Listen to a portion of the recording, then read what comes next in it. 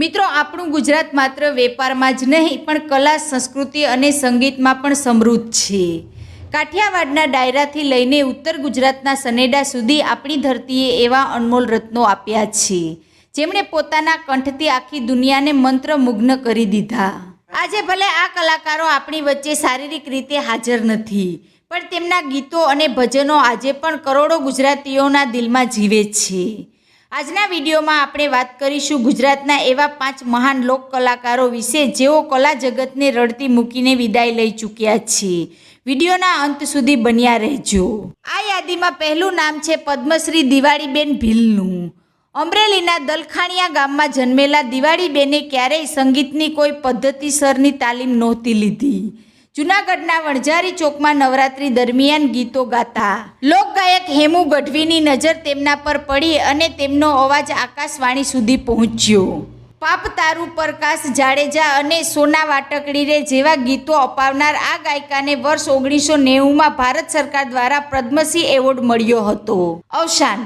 મિત્રો, જીવનના અંતિમ દિવસોમાં તેઓ ખૂબ જ સાદગીથી જૂનાગઢમાં રહેતા હતા. 19 મે 2016ના રોજ 72 વર્ષની વયે ઉંમર સંબંધી બીમારીઓના કારણે આ લોક કોયલે હંમેશા માટે આંખો મીચી લીધી. લક્ષ્મણ બારોટ.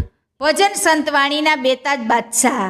મિત્રો, ભજન અને સંતવાણીની વાત આવે એટલે જામનગરના વતની લક્ષ્મણ બારોટ યાદ આવે જ. લક્ષ્મણ બાપુ જન્મથી જ પ્રજ્ઞાચક્ષુ એટલે કે અંધ હતા, પરંતુ કુદરતે તેમને એવો બુલંદ અને આધ્યાત્મિક કંઠ આપ્યો હતો કે તેઓ જ્યારે સ્ટેજ પર ભજન લલકારતા ત્યારે શ્રોતાઓ લીન થઈ જતા. અવસાન.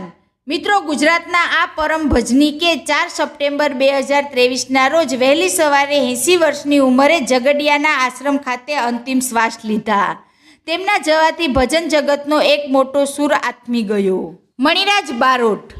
મિત્રો, હવે વાત કરીએ ઉત્તર ગુજરાતના પાટણ જિલ્લાના બાલવા ગામના એવા કલાકારની, જેમણે આખા વિશ્વને ઝૂમવા મજબૂર કરી દીધું. મણિરાજ બારોટ પરંપરાગત ભવાઈના સ્વરૂપ સનેડોને આધુનિક રંગ આપીને નવરાત્રિ અને લગ્ન પ્રસંગોની શાન બનાવનાર મણિરાજ બારોટ જ હતા.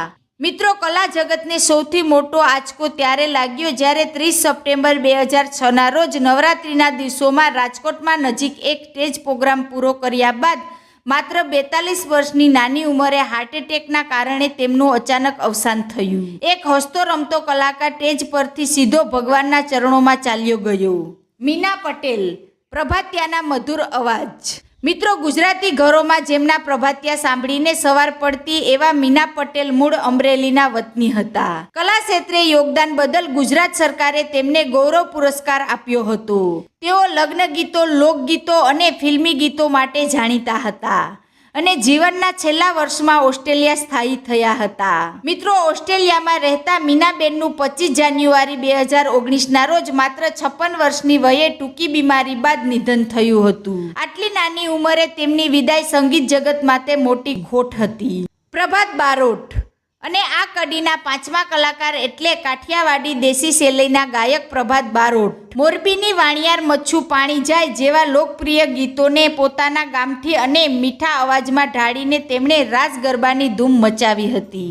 રેખા રાઠોડ જેવા સાથી કલાકારો સાથે મળીને તેમણે ગુજરાતી સંગીતને અસંખ્ય હિટ કેસેટો આપી હતી. લાંબી સંગીત સફર બાદ તેઓ પણ કલા જગતને વિખૂટી મૂકીને આ દુનિયામાંથી વિદાય લઈ ચૂક્યા છે, પણ તેમના ગીતો આજે પણ યુટ્યુબ પર લાખો લોકો સાંભળે છે.